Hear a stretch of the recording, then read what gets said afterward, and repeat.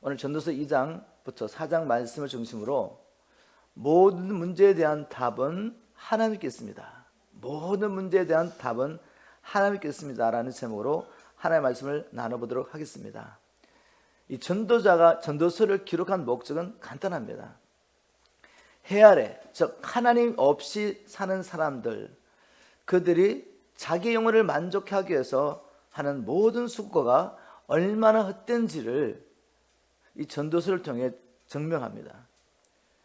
그런데 이 전도서가 해 아래 우리가 우리의 영혼에 만족을 사는 이 모든 수고가 헛되구나, 여기서 끝나면 전도서는 될 수가 없겠죠. 전도서의 목적은 무엇입니까? 이렇게 하나님을 알지 못해서 해 아래 헛되이 수고하고 또 고통당하는 이들에게 인생의 답을 알려주는 것입니다. 바로 하나님께로 인도하는 것입니다. 하나님을 만나게 하는 것입니다. 근데 여러분, 이 전도서가 하나님을 알지 못한다고 생각하는 이방인들에게 기록된 것이 아니라 그 당시 이스라엘 백성들, 하나님을 알고 있다고 착각하고 살고 있는, 자기들은 하나님을 섬겼다고 믿고 있는 그들에게 기록된 것입니다. 그래서 바로 교회 안에도 여전히 답을 찾지 못하는 사람이 너무 많다는 거죠. 이 전도서를 보면서 나는 예수를 믿고 있다고 생각하는데 세상 사람과 똑같은 문제로 고민하고 세상 사람과 똑같은 방법으로 내 영혼의 만족과 기쁨을 구하고 있지 않는지 우리 자신을 살펴봐야 합니다. 그리고 만일 우리가 이 인생의 답을 찾았다면 이제는 이 답을 가지고 답을 찾지 못하기 때문에 방황하고 있는 자들에게 나아가야 되죠. 이 땅에는 아직도 이 답을 찾지 못하고 방황하는 사람들이 너무 많습니다. 그래서 전도자는 바로 인생의 이 허무함, 해 아래서 하나님 아닌 다른 것에서 만족과 기쁨을 추구하는 그 영혼들에게 세상에 해 아래 있는 모든 것들이 얼마나 헛된 것을 증거하면서 결론적으로 이렇게 말합니다. 전도서 12장 13절에 보니까 이제 모든 것을 다 들었으니 결론은 이것이다. 하나님을 두려운 마음으로 섬기고 그의 명령에 순종하라. 이것이 사람의 본분이다. 즉 이제는 네가 주인 된 삶을 내려놓고 창조주 하나님의 뜻을 따라, 너를 지으시기 땅에 보내신 주님의 뜻을 따라 살아가는 것입니다. 이것이 모든 사람의 본분이요, 이렇게 살 때 우리가 추구하는 그 영혼의 진정한 만족과 기쁨을 누리게 될 것이라는 것입니다. 자, 이 결론에 다다르게 하기 위해서 전도자는 계속해서 1장부터 시작해서 해 아래 있는 사람들이 어떻게 헛되이 수고하는지를 적나라하게 묘사하겠습니다. 오늘 본문을 통해서도 수많은 영혼들이, 예수를 믿는다고 말하는 영혼들이, 즉 하나님을 섬긴다고 하는 이스라엘 백성들조차도 인생의 답을 찾지 못하고 여호와도 섬기고 또 뭘 섬겼습니까? 그 당시에 이방인들을 섬기던 바알과 아세라와 여러 우상들을 섬기며 방황했습니다. 이것이 이스라엘 민족, 구약시대 하나님의 백성이라고 불렀던 그 사람들만 문제겠습니까? 오늘날 교회 안에도 이런 사람들이 너무나도 많습니다. 오늘 말씀을 풀어가면서 이 하나님의 말씀을 통해서 먼저 나를 살펴보고 내가 정말 여기서 빠져나와서 이제는 인생의 답을 찾은 하나님의 자녀라면 오늘 저 영혼들을 찾고 계시는 하나님의 음성을 듣고 우리가 주님, 제가 여기 있습니다, 저를 보내십시오라고 하나님의 말씀에 반응하는 저희들이 되기를 주님 축복합니다. 먼저 해야 되는 사람들이 어떤 문제로 방황했습니까? 자기의 지혜로 해결할 수 없는 인생의 문제가 있습니다. 이 장에 쭉 보면 이 솔로몬 왕이 자기를 기쁘게 하려고 할 수 있는 모든 일을 행했습니다. 그는 왕이었습니다. 권세가 있었고 능력이 있었고 또 자기가 원하는 것을 취할 수 있는 자리에 있었던 거죠. 그래서 비즈니스도 크게 보고 또 많은 여자들을 가져봤죠. 그에게는 700명의 아내와 300명의 첩이 있었습니다. 그 여자도 많이 가져봤고 또 땅에 있는 지혜도 열심히 구해봤습니다. 어떻게 하면 내 영혼을 만족해야 할까? 그런 과정 가운데서 전도서 2장 12절에 이렇게 기록하고 있습니다. 나는 또 어떻게 사는 것이 지혜롭게 사는 길이며 무엇이 어리석고 미련한 짓인지를 깨달고 깊이 연구해 보았다. 그리고 결국 도달한 결론이 무엇입니까? 2장 15절 16절을 제가 현대의 성경을 보겠습니다. 혼자 이런 생각을 하였다. 어리석은 자가 당한 일을 나도 당하게 된다. 그렇다면 내가 지혜로운 사람이 되어 얻은 유익이 무엇인가? 이것도 역시 헛된 것이다. 지혜로운 사람이나 어리석은 사람이나 영원히 기억되지 못할 것이며 언젠가는 다 잊혀지고 말 것이다. 지혜로운 사람도 죽음에 있어서는 어리석은 사람과 마찬가지다 라고 고민합니다. 자, 문제가 무엇입니까? 자기를 기쁘게 알고 온갖 일을 다 해봤고 땅에 있는 지혜로 자기를 기쁘게 할 모든 걸 해봤지만 결국 도달한 지점은 뭔가 하면 이렇게 애써봤자 뭐해? 결국 어리석은 자나 지혜로운 자나 죽으면 끝인데, 죽음을 맞이하게 될 텐데. 자, 물론 여기서 이 전도자가 말하는 지혜는 하늘로부터는 지혜가 아니죠. 땅의 지혜입니다.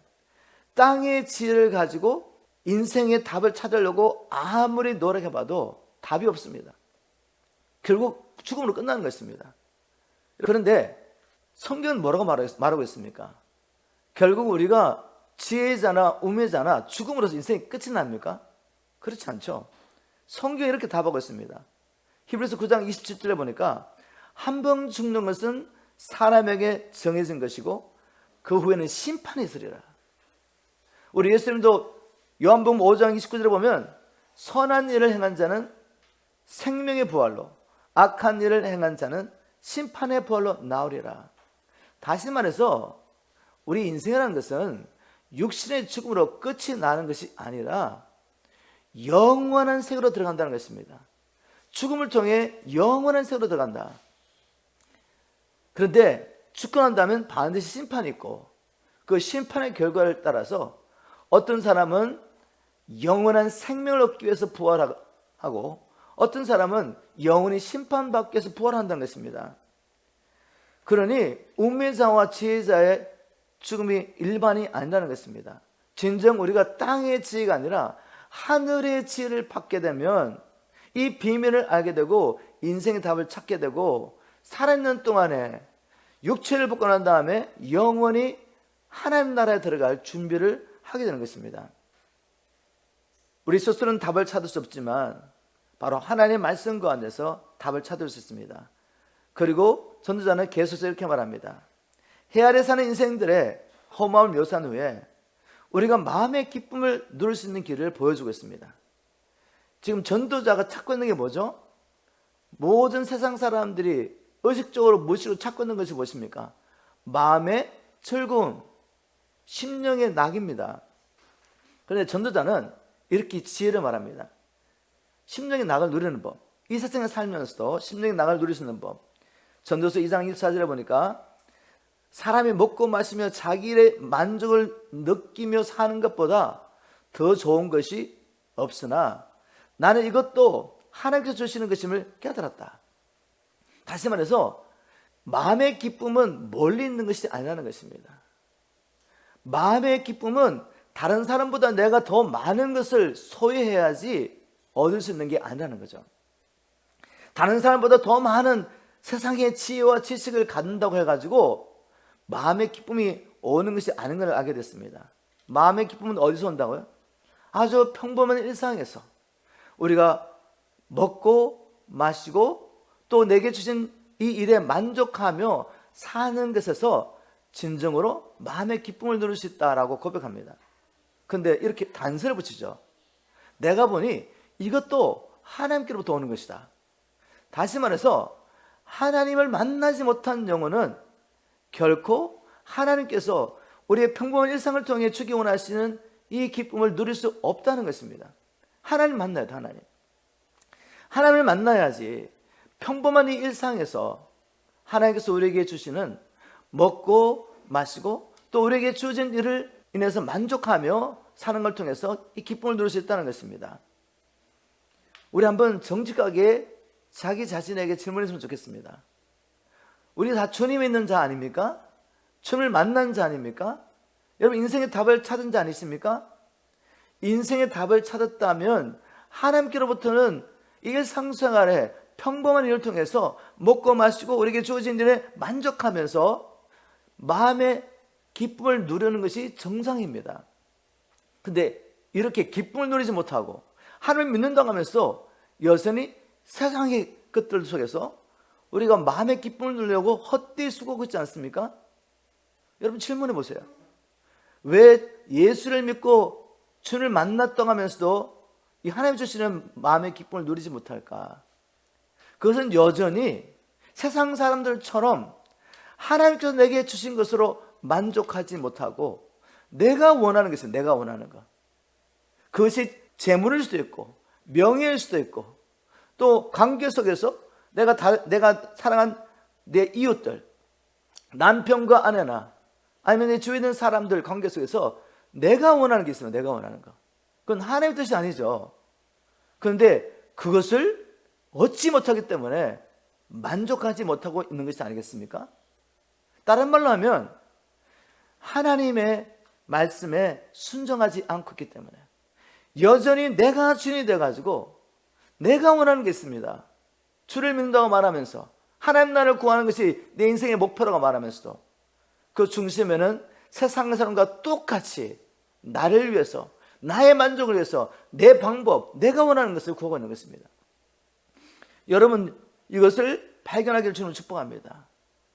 왜 세상 사람들, 하나님을 알지 못하는 세상 사람과 똑같이 땅에 있는 것으로 만족하려고 하십니까? 만족은 우리 주님만 했는데. 그래서 주님은 우리에게 요구하는 것이 무엇입니까? 주 안에서 범사에 감사해라. 내가 네게 허락한 이 일상의 일에 감사라는 것입니다. 내가 네게 허락한 가족들과 이웃들로 인해서 감사하라. 그런데 여러분 하나님이 허락하신 이웃들 또 우리 가족들 이 모든 사람들이 완전한 사람이 아니죠. 그 가운데 원한 사람들이 더 많이 있습니다. 즉 내게 어려움을 주는 사람들이 더 많이 있다는 거죠. 그럼 어떻게 감사합니까? 감사하셔야죠. 하나님의 의도를 안다면 왜 그런 자들을 내 삶 속에 주셨겠습니까? 나를 힘들게 하는 그 사람들 통해서 나를 보라고, 내 모습을 발견하라고, 내가 아직도 야곱처럼 하나님에서 사는 것 같고 주의 뜻을 이루어가는 것 같지만 나를 위해서 내 방법으로 하나님을 열심히 하고 있지는 않느냐 이거죠. 나를 보라는 것입니다. 그리고 그 원하는 사람을 통해서 하나님이 내 안에 그리스도의 형상을 이루가기를 원하는 것을 볼 때 우리 하나님 앞에 감사하지 않겠습니까? 예수를 믿는다고 하면서 헛된 것을 통해서 세상의 것들을 통해서 만족하려고 하는 나를 그 환경을 통해서 어려운 환경을 통해 나와 갈등이 있는 그 가까운 사람을 통해서 보여주시면서 하나님께 돌아오게 하고 나의 진정한 문제가 무엇인지 깨닫게 하시려고 허락하셨으니 나를 힘들게 하는 사람, 나를 핍박하는 사람도 하나님 앞에 감사할 수밖에 없는 사람인 것이죠. 이렇게 우리가 범사의 주님 앞에 감사하며 무엇보다도 내게 영원한 생명 주신 하나님 앞에 감사하며 이 땅에 사는 동안에 내게 주신 사명을 감당할 수 있도록 오늘도 내게 먹을 양식과 입을 옷과 또 잠자를 허락하신 또 함께할 사람들을 허락하신 그 하나님께 감사한다면 바로 하나님으로부터 하나님께서 주기 원하시는 그 마음의 기쁨을 우리는 누릴 수 있습니다. 다시 한번 정리하면 지혜로운 자나 어리석은 자나 결국에는 모두 죽음으로 끝이 날 것이니 지혜로운 사람을 데려고 애쓰는 것이 무슨 유익겠느냐라는 이 마음의 뭐라고 할까요? 마음의 부르짖음이죠. 이 마음의 부르짖음에 대한 답변이 있습니다.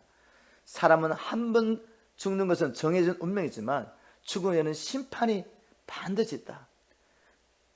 그 심판을 통해 선한 일을 행한 사람은 부활하여 영원한 생명을 얻고 악한 일을 한 사람은 부활하여 심판을 받게 될 것이다. 그러니 이 세상에 사는 동안에 주님 안에서 하나님의 말씀에 순종하며 범사에 감사하며 하나님께서 허락하신 이 평범한 일상에서 우리에게 주신 것들을 누리며 만족하는 것, 이것이 지혜입니다. 이것이 정말 하나님이 우리에게 주기 원하시는 것이죠. 또 해아래 살고 있는 사람들이 세상의 지혜로 해결할 수 없는 문제가 있습니다. 그것은 뭔가 하면 반드시 정의가 실현돼야 하는 이 법정에서조차 악이 있다는 문제죠. 전도자는 이렇게 말합니다. 전도서 3장 16절에 내가 보니 이 세상에는 잘못된 것이 많이 있다. 법정에도 악이 있고 반드시 정의가 실현돼야 하는 그곳에 악이 있다라고 고백합니다. 여러분, 법정은 어떤 것입니까? 법정은 바로 피해자의 억울함을 풀어주고 또 가해자, 죄를 범한 자의 죄를 물어서 형벌을 줌으로 정의를 실현하는 것이 법정이 아닙니까? 그런데 이 악한 세상에서는 가해자도 그 가해자, 남에게 해를 끼치고 죄를 지은 자도 권세와 돈이 있으면 어떻게 할 수 있습니까? 가해자가 무죄 판결을 받을 수 있습니다. 근데 반면에 피해자, 억울함을 풀을 그 피해자도 힘이 없고 연약하고 돈이 없으면 어떻게 됩니까? 갑자기 가해자가 됩니다. 죄인이 돼가지고 형벌을 받을 수밖에 없는 그런 것이 바로 이 세상이죠. 과거나 지금이나 전도자가 이 글을 쓸 때나 지금이나 똑같습니다. 근데 전도자가 이 글을 어디서 씁니까? 신정국가에서. 이스라엘 나라에서 그가 왕으로 있으면서, 이스라엘 나라는 어떤 나라입니까? 원래는 하나님이 통치하시는 하나님 나라입니다. 이스라엘 민족 자체가 그대 조상 아브라함과 이삭과 야곱의 하나님을 섬기는, 그래서 하나님이 통치하시는 신정국가인데 그 신정국가에서도 법정에서 정의가 실현되지 않는 것을 보면서 한탄하며 썼던 글이 아니겠습니까?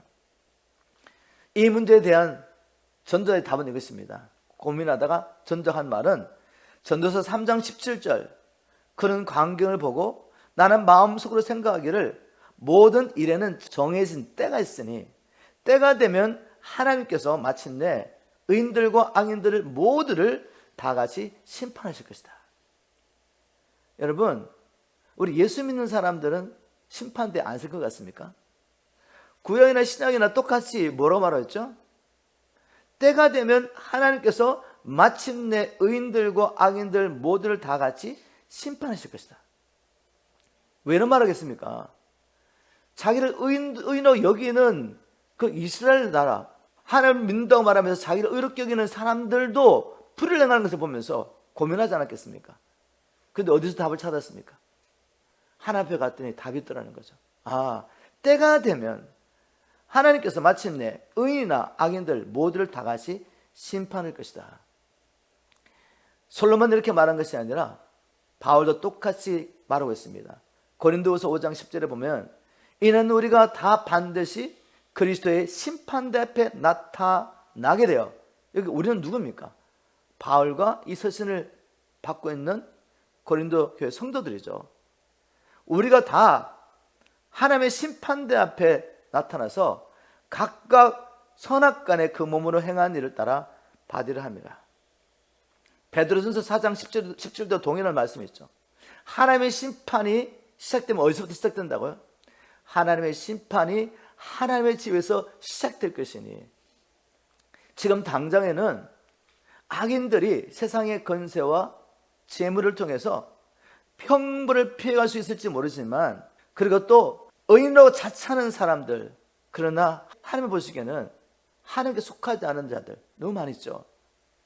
바로 이스라엘 백성들 가운데서도 하나님의 심판이 임박했을 때는 영적 지도자라고 말하는 사람들 중에 가짜가 대부분이었습니다. 정말 극히 소수의 사람만이 하나님의 부문을 받아서 회개의 메시지를 선포했죠. 하나님의 백성들에게 회개하고 돌아오라고, 하나님 나라가 임박했다고, 하나님의 심판이 임박했다고 선포했지만, 과거나 지금이나 동일하게 이 거짓 선자들이 들끓으면서 거짓 복음을 선포하죠. 하나님의 백성들이 어찌 불신자의 손에 망할 수 있냐? 그런 일이 있을 수 없다는 거죠. 오늘날도 우리가 예수를 믿기만 하면 천국인데 우리가 왜 심판을 받아? 정말 그럴까요? 여러분, 말씀 앞에 와서 자신을 점검하십시오. 하나님은 분명히 이렇게 말하고 있습니다. 나를 불러 주여 주여 한다고 다 천국 가는 것이 아니다. 오직 아버지의 뜻대로 행하는 자라 들어가리라. 일곱 교회를 향하여 주님은 부르짖고 있습니다. 선포하고 있습니다. 그 당대 소아시아의 교회들은 핍박과 환난 가운데 또 미혹과 유혹 가운데서 영적인 싸움을 싸우고 있죠. 그들 향하여 주님 말씀하십니다. 에베소 교회를 향하여 이기는 자만이 생명나무의 실과를 먹게 될 것이다. 서문화교회 주님께서 어떤 것으로도 책망하지 않았습니다. 그때도 믿음 가운데 권한을 받고 있었고, 그런데 그 교회를 향하여 주님 말씀하십니다. 서문화교회를 향하여 이기는 자만이 둘째 사망의 해를 받지 않을 것이다. 사대교회를 향하여도 이기는 자만이 그 이름이 생명책에서 허려지지 않을 것이다. 그러니 너희들은 세상에서 마귀가 너희들의 믿음을 실족케 하기 위해서 어떻게 핍박하든지 아니면 왜곡된 복음으로 너희를 미혹하든지 너희들은 진리의 말씀에 굳게 서서 이기는 자가 되어야 한다. 이렇게 말하고 있지 않습니까? 여러분, 하나님의 말씀을 들으십시오. 그리고 우리가 말씀 앞에 우리를 점검하면서 마지막 때 있을 그 심판을 기억하며 오늘 우리가 어떻게 살아갈 것을 주님 앞에서 결단하는 저와 되기를 주님을 축복합니다. 그리고 바울은 또 로마서 12장 19절에서 뭐라고 말했냐면, 내 사랑하는 자들아 너희가 친히 원수 갚지 말고 하나님의 진노하심 맡기라. 결국 마지막 때 이렇게 심판이 있을 것이기 때문에 원수 갚는 것이 내게 있으니 내가 갚으리라 주께서 말씀하셨다라고 말하면서 마지막 때 이렇게 심판했기 때문에 심판을 하나님께 맡겨놓으라고 말했습니다. 자, 그러면 제 질문은 이것입니다. 우리가 이렇게 질문할 수 있죠. 이 세상에 정의와 공의가 실현될 수 있도록 그럼 우리는 할 수 있는 일이 없냐? 그냥 방관하게 있어야 되느냐? 아니죠. 반드시 해야 할 일이 있습니다. 왜냐하면 하나님께서 우리를 왕같은 제사장으로 불러주셨기 때문에. 다시 말해서 이 땅에 하나님 나라와 뜻이 이루어지는 일을 위해서 바로 하나님께서 우리를 불러주셨다는 것입니다. 그래서 예수님께서는 우리에게 이렇게 기도하라고 말씀하십니다. 마태복음 6장 10절에 현대 성경에 보니까 아버지의 나라가 속히 오게 하소서. 의미는 뭔가 하면 하나님 나라가 속히 임하도록 기도하라는 거죠. 뭘 기도해야 됩니까? 하나님의 뜻이 하늘에서 이루어진 것처럼 땅에서 이루어지게 하소서라고 기도하라고 했습니다. 여러분, 예전에 우리가 마귀의 권세에서 마귀의 자녀였죠. 마귀의 노래 살았습니다. 이 진노의 자녀가 예수 그리스도를 믿음으로 죄 용서를 받고 죄와 사단의 권세에서 해방되었습니다. 그걸로 끝나는 것이 아니라 원래 하나님께서 자기 형상을 따라 우리를 지으신 목적대로 우리를 왕같은 제사장으로 하나님의 뜻을 위해 다시 세워주셨죠. 왜 왕같은 제사장을 세워주셨습니까?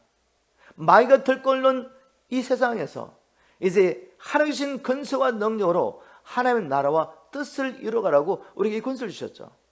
이 권세를 우리가 사용할 수 있는 최고의 방법, 제일 먼저 될 것이 뭔가 하면 주님께서 가르치신 기도입니다.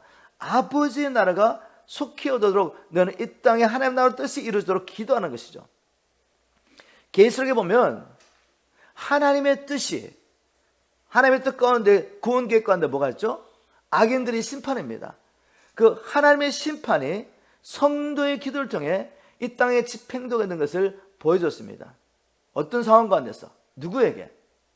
지금 그 당시에 하나님의 백성들은 이 세상에서 예수를 주로 믿는 것 때문에 핍박과 환난을 세상의 권세자들 권세 가운데서 학대를 받고 핍박받고 어려움을 당하고 있습니다. 그런 가운데 주님 앞에 얼마나 성도들이 기도했겠습니까? 그런데 상황이 바뀝니까? 핍박이 없어졌나요? 그런 가운데 어떻게 계속해서 믿음을 지키며 기도할 수 있겠습니까? 주님의 나라의 뜻이 이루어달라고 계속 기도할 수가 있겠습니까? 하나님께서 요한을 통해서 지금 성도들의 기도를 통해 하나님이 무슨 일을 하고 있는지 보여주면서 너희들 지금 환경이 바뀌지 않는 것 같아도 계속해서 기도하라는 것입니다. 기도를 통해 하나님의 뜻이 이루어지겠다. 계시록 8장 4절 5절 이렇게 기록하고 있습니다. 요한이 보니까 지금 하늘에 성전에서 이루어지고 있는 일을 보고 있는 거죠. 그래서 향에서 나오는 연기가 성도들의 기도와 함께 섞여서 그 천사의 손에서 하나님 앞으로 올라갔습니다. 지금 성도들의 기도가 향과 함께 하나님께로 올라간 걸 보여줍니다. 그러고 난 다음에 개역 성경은 없지만 슈말 성경에 보면 접두사가 이렇게 시작됩니다. 그런 뒤에, 어떤 뒤에? 성도들의 기도가 향과 함께 하나님께 올라간 후에 그 천사는 제단에 있는 불을 향내에 가득 담아서 그것을 땅에 내던졌습니다. 이 제단의 불은 번제단의 불입니다. 번제단을 불을 취해가지고 땅에 쏟으니까 그러자 천둥이 요란하게 울리더니 번개가 치고 지진이 일어났습니다. 그리고 7 나팔의 재앙이 풀어지죠. 이 번제단의 불이 뭐죠? 번제단의 불이 왜 생겼습니까? 하나님의 백성들이 범죄하고 난 다음에 자기 죄값을 자기가 스스로 지불할 수 없으니까 죄 없는 흠없는 짐승을 데려와서 안수를 하죠. 안수를 통해 이 짐승과 내가 하나입니다. 죄값이 무엇입니까? 하나님과 화목해야지 하나님을 섬길 수가 있는데 하나님께서 죄를 보면 하나님 앞에 나갈 수가 없어요. 하나님과 교제할 수도 없고 그분을 섬길 수 없습니다. 근데 하나님께서 이스라엘 백성들 자기 백성을 불러주셨잖아요. 이 죄 문제 해결해야 됩니다. 죄 문제 어떻게 해결했습니까? 죄 없는 짐승을 잡아서 번제단에 올려놓고 태우는 것입니다. 바로 그것을 통해서 하나님께서는 이 제물을 받으시고, 그러니까 대속물을 받으신 거죠. 받으시고 그것을 통해서 자기 백성들의 죄를 용서하심으로 자기 죄를 인해서 죽지 않습니다. 왜? 대속물을 드림으로 죄값을 지불했기 때문에. 그런데 지금 땅에서 이 하나님의 심판을 받는 사람은 어떤 사람들이죠? 이 하나님의 사랑을 믿지 않는 것입니다. 하나님의 사랑을 대적하는 것입니다. 하나님께서 죄인들을 구원하시기 위해서 계획하신 방법을 믿지 않습니다. 하나님을 믿지 않습니다. 그러니 이 불로서 그들을 심판하는 것이 마땅하지 않겠습니까? 그들의 죄를 용서해서 죽으신 그 주님을 믿지 않으니까 이 불이 진노의 불이 되어가지고 그들을 심판한 것입니다. 그들은 죄 때문에, 자기들의 죄 때문에 죽은 것이 아니라 죄를 용서받을 수 있는 하나님의 방법, 하나님의 사랑을 거부했기 때문에 심판을 받는 것입니다. 그런데 이 심판이, 이 악인을 향한 심판이 어떻게 풀어진다고요? 성도들의 기도를 통하여. 여러분, 우리의 기도 하나님이 이 기도를 통해 일하십니다. 하나님 나라와 뜻을 이루기 위해서 하나님은 우리의 기도를 기다리고 계십니다. 그런데 그 우리의 기도가 우리 눈에 보이게 막 역사하지 않을 수 있습니다. 근데 우리에게 뭐가 필요하죠? 하나님께 나아가는 자는 반드시 그가 계신 것과 그가 자기를 찾는 자에게 상 주시는 있음을 믿어야 할지니라. 하나님께서 우리의 기도를 들으시고 지금도 이 땅에 하나님 나라와 뜻을 이루어가는 과정 가운데서 악인을 향한 심판조차도 우리의 기도를 통해 풀어가신다는 것입니다. 하나님은 성도의 기도를 통해 구약이나 신약이나 하나님 나라를 이 땅에 이루어가십니다. 그래서 에스겔 선지자는 이렇게 고백하죠. 이스라엘 백성들이 범죄함으로 허점을 당했지만 심판을 받았지만 그러나 하나님께서는 자기 이름의 영광을 위해서라도 나의 이름으로 일컬음을 받는 이 백성들을 회복하실 계획을 에스겔을 통해 선포하셨습니다. 그런데 이렇게 선포가 난 다음에 에스겔이 이렇게 말하죠. 에스겔서 36장 37절에 보니까 주 여호와께서 이같이 말씀하셨느니라. 그래도 이스라엘 족속이 이같이 자기들에게 이루어주기를 내게 구하여 할지니라. 여러분, 하나님의 뜻이 이루어지도록 기도하십시오. 왕같은 제사장으로 하나님 여러분을 세워주셨습니다. 지금 세상 법정에서는 정의가 실현되지 않는 것 같은 그때에도 고민하지 마시고 한탄하지 마시고 뭘 하라고요? 하나님의 심판이 마침내 하나님의 때에 집행된 것을 믿음으로 우리는 하나님의 나라와 뜻이 이루어지도록 기도하라고 말합니다.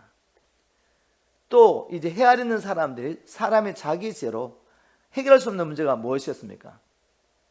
바로 힘이 없고 연약한 자들이 세상의 권세를 가진 강한 자의 폭정 안에서 학대를 받지만 위로할 자가 없다는 문제죠.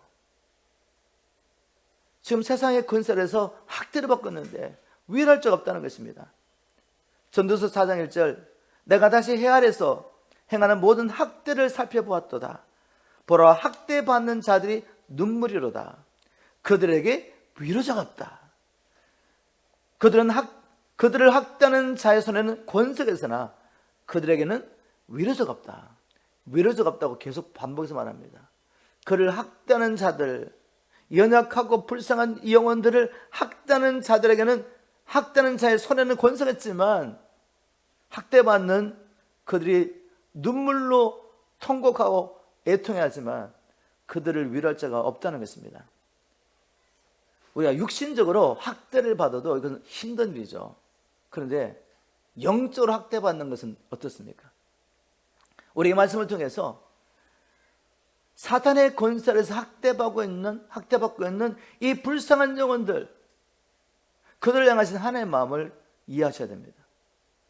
이들은 이 세상의 권세 잡은 자, 사탄의 권세 아래서 학대를 받고 있습니다.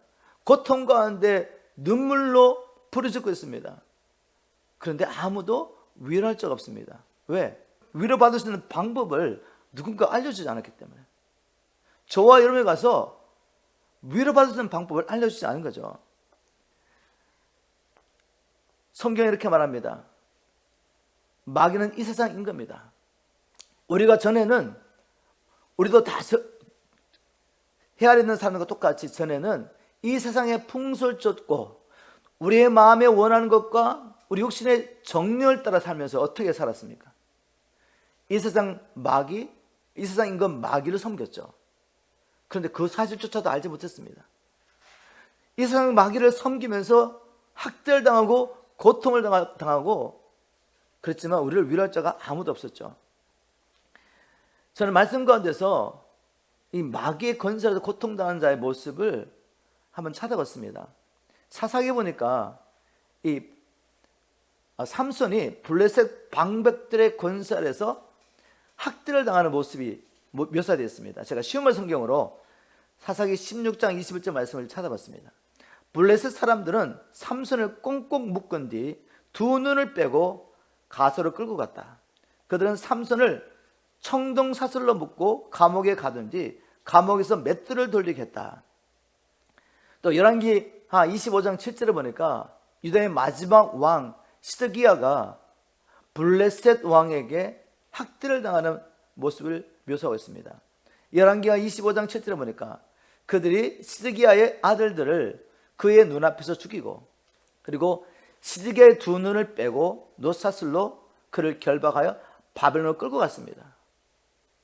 얼마나 고통스럽습니까? 그런데 아무도 위로할 자가 없습니다. 여러분, 영적으로 사단의 권세는 자가 이보다도 덜 학대를 받고 있다고 말할 수 있겠습니까? 더 심각한 학대를 받고 있습니다. 그런데 자신이 이렇게 고통당하고 어려운 원인조차도 알지 못하는 것이죠. 삼손과 유다 왕 시드기야가 왜 이렇게 비참하게 원수들에게 학대를 당했습니까? 그들이 하나님 앞에 범죄했기 때문에, 불순종했기 때문에, 하나님의 통치를 거부했기 때문에. 그래서 이 불순종의 결과로 비참하게 끌려다니며 학대를 당한 것입니다. 영적으로도 동일하지 않습니까? 하나님을 알지 못해서 불순종한 사람들, 또 하나님을 믿는다고 하면서도 실제적으로는 자기가 여전히 주인되고 살면서 불순종한 사람들, 이들은 사단의 권세에서 학대를 당하고 있습니다. 그런데 주님께서는 바로 이 문제를 해결하시기 위해서 우리를 찾아오셨죠. 사단의 권세에서 학대를 당하고 있는 우리를 구원하시러 오셨습니다. 히브리서 2장 14절 15절 현대 성경 보겠습니다. 자녀들은 살과 피를 가졌기 때문에 예수님도 그들과 마찬가지로 인간성을 지녔습니다. 몸을 가지고 오셨다는 말이죠. 이것은 자기의 죽음을 통해서 죽음의 권세 잡은 마귀를 멸망시키고 일생 동안 죽음의 공포에서 종살이하는 모든 사람들을 해방시키게 오셨습니다. 우리 주님이 사단의 권세를 이렇게 학대당하면서도 위로자를 찾지 못하고 있던 이 불쌍한 영혼들을, 저와 여러분들, 아직도 세상에 주님이 찾고 계시는 이 많은 영혼들을 살리시려고 오셨다는 것입니다. 그리고 사망의 권세 잡은 자 이 사단을 다시 죽은 자 가운데 살아나심으로 그 권세를 깨트리셨습니다. 무엇보다도 먼저 우리의 죄를 위해서 대신 죽으심으로 우리의 죄값을 지불하시고 부활하심으로 사단의 것을 깨트리시고 이제는 성천하셔서 하나님 보좌 우편에 앉아 계시며 모든 권세자들, 이 세상뿐만 아니라 어느 세상에 어떤 권세자보다도 더 강력한 권세를 받으시고 지금 다스리고 계십니다. 그리고 이 복음을 우리에게 맡겨주셨죠. 이 복음을 믿는 자들, 우리는 이제 더 이상 사단의 권세에서 학대받을 자가 아니죠. 학대받을 수 없습니다. 법적으로는 절대로 학대를 받을 수 없어요. 왜냐하면 성경이 이렇게 선포하겠습니다. 로마서 8장 2절에 이는 그리스도 예수 안에 있는 생명의 성령의 법이 죄와 사망의 법에서 너를 해방했습니다. 예전에 너는 율법 아래 있었고 죄 아래 있었다. 죄의 삭선 사망인데 이 죄값을 지불하지 못하니까 원수 마귀가 우리에게 와서 합법적으로 우리를 노예 삼고 우리를 괴롭힐 수 있었던 것입니다. 그런데 이제 예수 안에서 우리는 율법 아래 있지 않습니다. 죄와 사망의 권세 아래 있지 않습니다. 생명과 성령의 법 아래 있습니다. 예수 안에서는 죄 용서를 받았습니다. 죄값을 지불했습니다. 그러므로 저 원수가 우리에게 와도 우리에게 아무것도 주장할 것이 없습니다. 우리는 죄와 사단의 권세에서 해방됐습니다. 해방되고 난 다음에 어떻게 됐습니까? 우리 주님께서 우리에게 위로자를 보내주시죠. 주님 이렇게 말씀하십니다. 요한복음 14장 16절에 그러면 내가 아버지께 구할 것이요 아버지께서는 다른 돕는 분을 너에게 보내셔서 너희와 영원히 함께하게 하실 것이다. 지금 예수님께서 제자들에게 내가 이제 아버지께로 갈 때가 됐다고 말했을 때 제자들 근심하죠. 근데 예수님 말씀하십니다. 내가 가는 것이 너희들에게 유익하다. 내가 가면 내가 다른 보혜사, 개혁성경은 보혜사라고 번역했죠. 보혜사를 너에게 보내서 너희와 영원히 함께하게 하겠다라고 약속하셨습니다. 이 보혜사는 헬라어는 파라클레토스죠.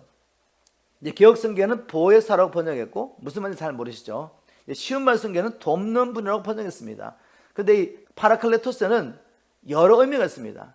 그래서 확대 성경은 여러 가지 번역했는데 helper, comforter, advocate, intercessor, counselor, strengthener, standbyer 이렇게 여러 가지 번역했습니다. 그 중에 바로 위로자라는 의미가 있죠. comforter. 바로 이 파라클레토스에는 돕는 분, helper라는 의미도 있지만 위로자는 의미도 있는 것입니다. 우리 주님께서 죽으시고 부활하시고 성천하셔서 이제 위로자를 우리에게 보낼 수 있었던 것입니다. 우리는 위로자가 있습니다. 완전하지 못한 세상 가운데서 또 우리 연약함 가운데서 우리가 이 사단의 공격을 받고 어려움을 당할 수 있죠. 그러나 우리가 죄를 깨닫고 회개하면 우리 주님 어떻게 하십니까? 우리를 위로하시죠. 위로자가 우리에게 와 있습니다. 지금 수많은 영혼들이 복음을 알지 못하고 사단의 학대에서 고통당하고 있지만 세상 어디에서 진정한 위로를 받고 있지 못하고 있죠. 우리 주님 말씀하십니다. 네가 가라. 네가 가서 이 복음을 증거하고 위로의 성령을 받게 하고 그들도 하나님의 나라 백성이 되게 하고 하나님 나라에서 유업을 얻게 하라고 주님 말씀하십니다. 우리 주님께서 바울을 이렇게 보내셨죠. 사도행전 26장 18절에 보니까 그러면 너는 그들의 눈을 열어 밝히 뜨게 하고 왜 우리가 가서 저 위로자가 없이 고통당하고 있는 사단의 권세에 있는 저들에게 눈을 먼저 열어줘야 됩니까? 성경에 보니까 이 세상 신이 믿지 않는 자의 눈을 가려서 이 복음의 광채를 보지 못하게 역사하고 있기 때문에 보지 못하고 있는 자들에 가서 계속 복음을 전한들 그들이 어떻게 깨닫겠습니까? 그래서 먼저 그들의 눈을 열어줘라. 그래서 중보기도 그렇게 중요한 것입니다. 우리가 캠프에 올라가서 복음을 전하면서 항상 우리가 뭘 하죠? 지금도 금식하며 기도하며 준비하지만 그 현장에 중보자들이 아침부터 저녁까지 우리가 사역하는 동안에 계속 중보하죠. 왜? 눈을 열어줘야 되니까. 눈을 열어주고 그 다음에 뭘 하라고 했습니까? 눈을 열면 보이지 않습니까? 내가 지금 이렇게 어려움과 고통과 문제가 있는데 이 문제를 세상의 방법으로 해결하려고 했는데 그 문제의 원인이 뭐였습니까? 내가 하나님을 믿지 않고 내가 주인 되어 살면서 하나님께 불순종함으로 저 마귀가 이 세상 임금이 나를 다스리고 있고 나를 노예로 끌고 있다는 게 문제였다는 거죠. 이 문제 해결하려면 어떻게 해야 됩니까? 주님께 와야죠. 복음을 믿고 주님께 와야죠. 그래서 그들을 어둠에서 빛으로 사단의 권세에서 하나님께로 돌아오게 하라. 또한 그들로 하여금 나를 믿음으로 죄 용서를 받게 하고 그래서 장차 거룩한 백성들이 받는 하나님 나라를 유업으로 받게 하라. 이것이 사도 바울에게만 주신 사명입니까? 우리에게도 주신 사명이 아닙니까? 오늘 이 주님의 부르심에 아멘 주님 내가 가겠습니다 라고 고백하며 순종한다면 하나님께서 우리에게 성령을 한량없이 부어줄 줄 믿습니다. 이 헤아리는 있는 사람들이 자기의 지혜로 해결하지 못한 문제 또 무엇이냐면 죽으라고 수고하지만 수고한 것을 누리지 못하는 문제입니다. 내가 재물을 많이 모으면 행복할 줄 알고 죽으라고 돈을 벌려고 몸부림치는데 그 모은 것을 누리지 못하고 또 다시 재물의 노예가 돼가지고 살고 있는 거죠. 전도가 이렇게 고백합니다. 전도서 4장 8절. 형제도 자식도 없이 혼자 사는 사람이 있는데 그는 쉬지도 않고 끝도 없이 죽으라고 일만 하면서 살고 있다. 그래서 재산을 엄청 모았는데도 그는 도무지 만족하지 않는다. 사실 그는 그렇게 애써 수고할 목적이 없는데도 만족을 모른 채 계속 재물만 쫓고 있다. 왜 그렇습니까? 지금 자기가 수고해가지고 얻은 재물도 죽을 때까지 다 사용할 수 없어요. 그런데 물려줄 사람도 없습니다. 그러니 그렇게 해서 수고할 이유가 없죠. 목적이 없는데도 만족할 줄 모르고 계속해서 재물만 쫓고 있었다. 그는 도대체 누구를 위해 그처럼 아득바득 애쓰겠는가? 그러면서도 왜 스스로는 아무런 삶의 즐거움을 누리지 못하고 있단 말인가? 참으로 이것 또한 헛되고 허무한 일이니 그의 모든 수고가 부질없고 비참할 뿐이다. 여러분, 우리 중에 이렇게 사는 사람 없죠? 근데 세상에는 정말 이렇게 사는 사람이 있습니다. 소유가 많으면 만족할 줄 알고 재물을 얻기 위해서 특히 이민 오셔가지고 투잡 뛰면서 큰 집을 사고 그래도 만족이 없습니다. 또 이 큰 집을 사놓고는 이것도 페이먼트 해야 되니까 또 다시 일에 모여서 죽으라고 일을 하고 그리고는 하나님이 주신 것들을 누리지 못합니다. 얼마나 헛되고 헛된 일입니까? 여러분, 전도서의 대도가 있는 이 모든 인생의 문제 답이 어디 있습니까? 우리 주님께 있죠. 주님께. 주님은 이렇게 수고하는 자들에게 이렇게 초청하십니다. 수고하고 묵은 짐진 자들아 다 내게로 오라. 다 내게로 오라. 내가 너희를 쉬게 하리라 라고 초청하고 있습니다. 영혼의 쉼을 얻지 못하는 근본적인 문제는 무엇입니까? 제가 반복해서 말하지만 하나님을 알지 못하기 때문에 자기가 주인되어 살면서 마귀의 노예로 살고 있기 때문에 자기가 아는 것입니다. 내가 왜 이미 가지고 있는 것도 누리지 못하고 이렇게 헛되이 수고할까? 라고 말을 하지만 여기서 자기를 자유케 할 힘이 있습니까? 없죠. 알면서도 다시 재물을 위해서, 알면서 다시 자기를 만족하지 못할 것을 위해서 애쓰고 수고합니다. 여기서 빠져나올 수 없어요. 왜? 사단의 건설했으니까. 이렇게 수고하고 애쓰겠습니다. 이들이 자유 섰는 길은 주님께 나오는 길이죠. 그런데 누군가는 가서 이 복음을 전하지 않는다면 어찌할 수 있겠습니까? 우리 주님 안에 답이 있다는 것, 복음 안에 답이 있다는 걸 누가 알 수가 있겠어요? 그래서 오늘 주님은 이렇게 말씀하십니다. 저렇게 세상에서 헤아려서 고통당하고 수고하는 자들, 자기를 만족하지 못할 것을 위해서 애쓰고 노력하지만 결국은 만족하지 못하고 이 학대자 밑에서 학대를 당하며 고통당하는 저들에게 누가 갈 수 있겠냐? 주님 이렇게 여러분에게 부르고 있지 않습니까?